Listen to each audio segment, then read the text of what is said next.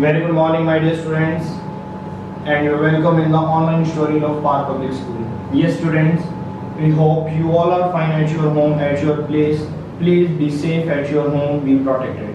Yes, student, as you know, this online tutorial of Park Public School platform is providing you quality of education during this lockdown. And students, in this video, in this lecture, you will cover each and every concept related to the CBSE as well as the competition. Okay, student, if you have not subscribed this channel, to kindly subscribe this channel first of all, and then let's come and start today's lecture. Yes, student, please come with full of energy and full of concentration for today's lecture, and please sit straight on your chair and open your notebook and maintain your notebook properly and write your notes neat and clean. Yes, student, let's start today's lecture. Yes, now today's topic is calculation of ACs equation. AC current की जो equation है उसकी calculation आज हम करेंगे, और equation of EMF of AC, या तो इसको बोलते हैं equation of EMF of AC. जो एसी की इक्वेशन है ईएमएफ है वो इक्वेशन हमें बनानी है। बेटा ये जनरेटर, ये बेटा क्या कर रहे हो, म्यूट करो। यस ना, आज का जो बेटा टॉपिक है, आज हमें क्या करना है, आज हमें करना है कैलकुलेशन ऑफ एसी इक्वेशन या फिर equation of EMF of AC. EMF की इक्वेशन बनानी है कौन से करंट के लिए, एसी करंट के लिए। ये बेटा आज न्यू चैप्टर स्टार्ट हो रहा है, क्योंकि इससे पहले जो चैप्टर था वो था ईएमआई, इलेक्ट्रोमैग्नेटिक इंडक्शन, जिसके अंदर हमने क्या क्या करे, फैराडेज लॉ पढ़े, ठीक है, लेंज लॉ पढ़ा, और सेल्फ इंडक्शन पढ़ा, म्यूचुअल इंडक्शन पढ़ा। उसके बाद हमने यहाँ पर ये लगा लो कि एक रोटेशनल और एक मोशनल ईएमएफ भी निकालना सीखी है, ठीक है। अभी उसके अंदर एक टॉपिक मेरा पेंडिंग है, वो एक टॉपिक मैं तुम्हारी क्लास में लगाऊंगा, वो टॉपिक है हमारा एडी करंट, ठीक है। वो एडी करंट की क्लास अभी लगेगी तुम्हारी एक दिन। चलिए, तो पहले आज कैलकुलेशन करते हैं। एसी की जो कैलकुलेशन है ये कैसे करेंगे बेटा, इसमें ध्यान देना, ये एक एसी जनरेटर जो टॉपिक है, एसी जनरेटर, अब उसको करने की नीड नहीं है। एसी जनरेटर जो टॉपिक है, if you want to do तो तुम कर भी सकते हो। तो एसी जनरेटर में क्या रहेगा, एसी जनरेटर जब कॉइल रोटेट होती है, जैसे तुमने 10th में किया हुआ है, सबको पता है एसी जनरेटर एक 10th का टॉपिक है। तो एसी जनरेटर की जब कॉइल दो मैग्नेट्स के बीच में रोटेट होती है, तो रोटेशनल के कारण जो उसकी वेलोसिटी होती है उसको बेटा हम ओमेगा से लेते हैं। किससे लेंगे, उसकी वेलोसिटी को ओमेगा से लेंगे। तो इस चीज का थोड़ा सा ध्यान रखना, और उसका जो एंगल बनेगा, जो डिस्प्लेसमेंट होगी, उसको ओमेगा टी लिखेंगे। तो इसके अंदर बस इतना ध्यान रखना है तुम्हें कि यहाँ पर जो हमें थीटा लेकर चलना है, वो थीटा क्या लेकर चलना है, थीटा लेकर चलना है ओमेगा टी, ठीक है। ये क्यों ओमेगा की फॉर्म में क्यों लिया, क्योंकि कॉइल वहाँ पे लीनियर मोशन नहीं, कॉइल वहाँ पर सर्कुलर रोटेशनल मोशन कर रही होती है दो मैग्नेट्स के बीच में। तुम एसी जनरेटर देख चुके हो, 10th क्लास की बुक्स में से देख भी सकते हो, ठीक है। तो यहाँ पर जो थीटा लेना है बेटा वो ओमेगा टी लेना है, बाकी सब कुछ हमें पता है, बाकी हमें पता है। यहाँ से स्टार्ट करते हैं, एज वी नो, ठीक है। क्या पता है, हमें फ्लक्स का फॉर्मूला पता है, डी कॉस थीटा। अब कॉस थीटा की जगह लिखना है, थीटा की जगह लिखना है ओमेगा, बस कितना काम करना है। और ये जो फ्लक्स है, दिस फ्लक्स को सिंगल टर्न, ये जो फ्लक्स है, फ्लक्स फॉर वन टर्न, एक टर्न के लिए फ्लक्स है। Total flux of n turns, n turns के लिए फ्लक्स कितना हो जाएगा, this implies phi equal to NDA cos omega t। तो एक टर्न के लिए जो फ्लक्स है बेटा बी ए cos थीटा फॉर्मूला होता है, मैं तुम्हें बता रहा हूँ। यहाँ पे जो थीटा है वो लीनियर डिस्प्लेसमेंट नहीं है, यहाँ पर जो थीटा है बेटा वो कौन सी एंगुलर डिस्प्लेसमेंट का फॉर्मूला है, जिसको हमने किसके साथ जोड़ दिया, एंगुलर वेलोसिटी के साथ। Point is clear to you, ठीक है ना। तो एक स्पीड का जैसे फॉर्मूला होता है ना, सबको पता है ये स्पीड का फॉर्मूला क्या होता है, डिस्टेंस अपॉन में टाइम होता है, ठीक है ना। तो अगर मुझे डिस्टेंस निकालना है और रोटेशनल मोशन है, तो डिस्टेंस x या y की फॉर्म में तो होगा नहीं, s की फॉर्म में तो होगा नहीं, क्यों, लीनियर डिस्टेंस तो है नहीं। कैसा डिस्टेंस है, rotational motion, angular displacement, angular displacement कैसी होती है, थीटा होती है, ठीक है ना। तो एंगुलर डिस्प्लेसमेंट अगर थीटा देखो मैं यहाँ पर ऐसे मैं लिख के दिखाता हूँ, अगर तुम कंफ्यूज हो रहे हो तो speed is equal to what, distance upon में टाइम, ठीक है ना बेटा। तो स्पीड यहाँ पर v नहीं लिखनी, ओमेगा लिखनी है, क्योंकि v कौन सी होती है, लीनियर वेलोसिटी होती है, तो यहाँ पर ओमेगा लिखेंगे। डिस्टेंस यहाँ पर s नहीं है, एंगल्स की फॉर्म में डिस्टेंस कवर हो रहा है, 1 degree 2 degree 3 degree 10 degree 40 degree 50 degree, ठीक है। टाइम तो सेम ही रहता है t, तो यहाँ से बेटा थीटा निकल आ जाता है ओमेगा t। अगर किसी को लिखना है तो वो नोट करके साइड में लिख सकते हो कि यहाँ पर हमने थीटा को ओमेगा t क्यों लिया है। तो ये स्पीड के फॉर्मूले से हमने उसको थीटा को ओमेगा t लिया है डिस्टेंस निकालना है, ठीक है बेटा। तो इस चीज का ध्यान रखिएगा। चलिए अब यहाँ तक तो हमें पता चल गया कि flux for 1 turn, single turn के लिए फ्लक्स ये है, n टन के लिए फ्लक्स ये हो जाएगा। मुझे इक्वेशन चाहिए किसकी, ईएमएफ की चाहिए। तो according to the second law of Faraday, according to second law of Faraday,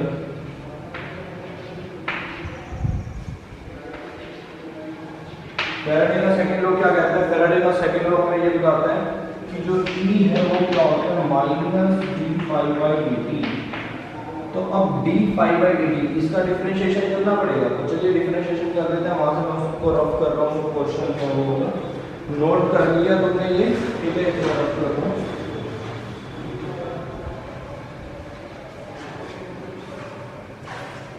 ये बेटा जो आज हम इक्वेशन ड्राइव करेंगे, ये इक्वेशन सबसे ज्यादा यूज होगी हमारी, ये लगा लो कि तो यूज होनी है हर टाइम। अब इस इक्वेशन का यूज होगा तो इसको अच्छे से समझना है इस इक्वेशन को, और बहुत सिंपल है, सिर्फ फ्लक्स निकाल के डिफरेंशिएट करना है।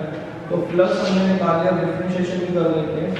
E is equal to minus d by D t, phi है n D a cos omega t, ठीक है।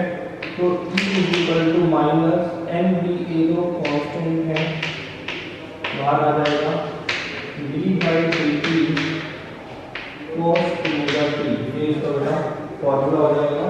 तो डिफरेंशिएशन कर लो कॉस का n D a minus sine omega t multiply omega, क्योंकि कॉस का जो डिफरेंशिएशन करोगे माइनस साइन ओमेगा टी आएगा, फिर चेन रूल के अकॉर्डिंग ओमेगा टी का जब डिफरेंशिएशन होगा तो उसमें से ओमेगा, ठीक है। तो ये फाइनल आंसर आ जाएगा हमारा, ये हो जाएगा positive N D A omega sine omega T. ये बेटा हमारा बन गया, ईएमएफ की इक्वेशन आ गई, ये एक इक्वेशन आ गई ईएमएफ। लेकिन अभी देखने इसमें कुछ चेंजेस करते हैं, किस तरह के चेंजेस होंगे इस इक्वेशन में वो भी एक बार चेक कर लेते हैं।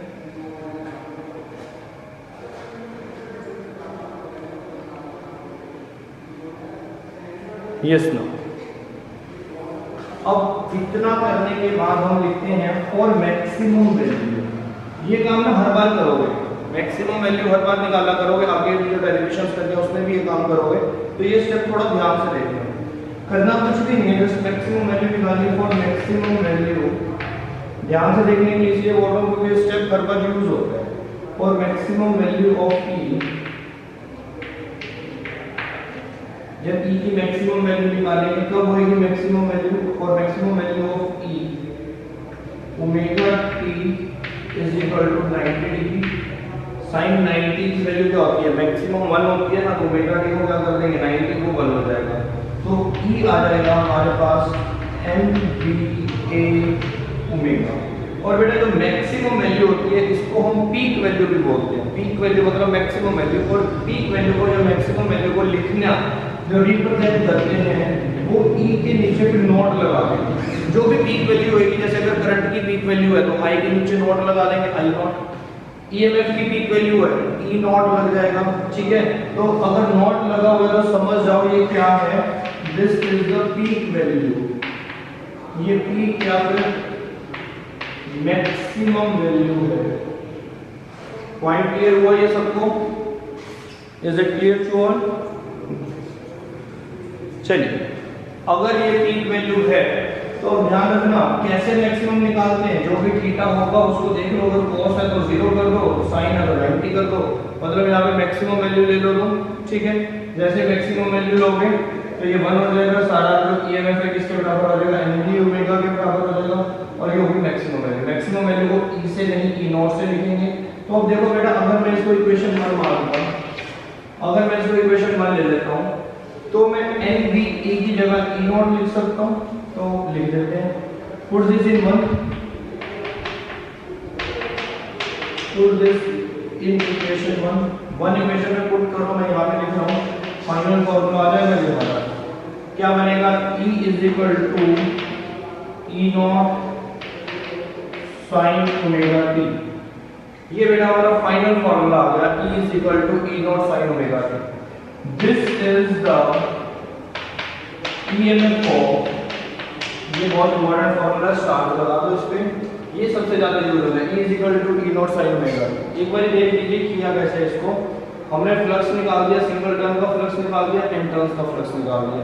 कॉइल रोटेट हो रही होती है दो मैग्नेट्स के बीच में, हमें पता है जनरेटर की कॉइल रोटेट होती है, एसी करंट कहां से प्रोड्यूस होगा, बैटरी से प्रोड्यूस नहीं होगा, जनरेटर से प्रोड्यूस होगा। तो ये एसी करंट के कारण हम कर रहे हैं। तो यहाँ पर जो थीटा होगा वो बेटा थीटा ना लिख के ओमेगा टी लिखना, वो मैंने तुम्हें बताया, ठीक है। उसके बाद बेटा हमने सेकंड लॉ लगाकर ईएमएफ निकाला माइनस d∅dt, डिफरेंशिएट किया, हमारा आंसर आ गया, मैक्सिमम वैल्यू के लिए ई नॉट बना लिया, उसको यहाँ पर कर दिया फाइनल इक्वेशन। तो this is the equation of the EMF of AC, ठीक है। एसी की ईएमएफ की इक्वेशन है E इज इक्वल टू, ये जो E है बेटा ये एक टाइम के लिए है, इंस्टेंटेनियस ईएमएफ, जो t टाइम पर कितना ईएमएफ है वो ये बताएगा। ये जो ईएमएफ है ये पीक है, पीक का मतलब मैक्सिमम जो ईएमएफ है वो ये, what this point, this is the instantaneous EMF, this is the peak value. Peak value का मतलब क्या है, एसी करंट में क्या होता है कि तुम्हारी वैल्यू कम ज्यादा होती है, 0 से स्टार्ट करोगे, करते करते पीक वैल्यू पे आ जाओगे, फिर कम हो जाएगा, फिर नेगेटिव में पीक वैल्यू पे जाओगे, फिर ऊपर आओगे, तो ठीक है, ऐसे हमारी वैल्यू चलेगी। तो हम कहते हैं जो हमारी अल्टरनेटिंग नेचर है इसकी, एसी करंट के जो अल्टरनेटिंग नेचर है, वो अल्टरनेटिंग नेचर किसके कारण से आई है, तो नोट करके लिख लो, जो अल्टरनेटिंग नेचर है वो साइन के कारण आती है। देखो इसकी इक्वेशन में साइन यूज हो रहा है, तो साइन कैसे आउटपुट देता है हमें, साइन ऐसे आउटपुट देता है, 0 0 पर 0, 90 पर फिर 1, ठीक है, उसके बाद फिर 0, फिर -1, फिर 0, ऐसे अल्टरनेटिंग आउटपुट देता है साइन, 0 1 0 -1 0 कैसे चलेगा, ठीक है। तो this is the equation of the EMF of AC. अगर इसका ग्राफ बनाना है, इसकी वेव बनानी है, तो बेटा इसकी वेव ऐसे बनेगी, this is the EMF, this is the time, ये इसकी वेव, ये t टाइम में एक वेव कंप्लीट होगी, this is the wave of the AC, ये इसकी वेव है।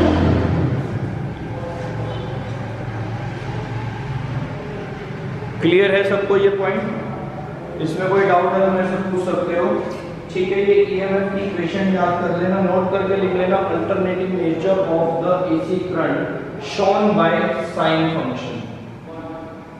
जो अल्टरनेटिंग नेचर है इसकी एसी करंट की, या एसी करंट मतलब अल्टरनेटिंग करंट की, वो क्यों है, शोन बाय, कौन दिखा रहा है उसको, साइन फंक्शन। कौन दिखा रहा है, साइन फंक्शन। कैसा, 0 1 0 -1 0 ऐसे चलेगा, ठीक है। तो ये देखो 0 0 1 फिर 0 फिर -1 फिर 0, ठीक है। ये अल्टरनेटिंग नेचर दिखाता है इसी करंट की। ये एक वेव है, एक वेव को t टाइम लग रहा है या जो भी है, वेव को बाद में डिस्कस करना पड़ता है, ठीक है। तो बेटा ये इक्वेशन तुम्हारे लिए बहुत इंपॉर्टेंट है, इस इक्वेशन को हमेशा के लिए याद रखना, ठीक है। आज के लिए बस इतना ही करेंगे बेटा, बाकी का जो टॉपिक है इसके बाद AC circuit with pure resistor, AC circuit with pure inductor और प्योर कैपेसिटर, वो नेक्स्ट क्लासेस में आएगा। टेक केयर बेटा, see you, have a nice day.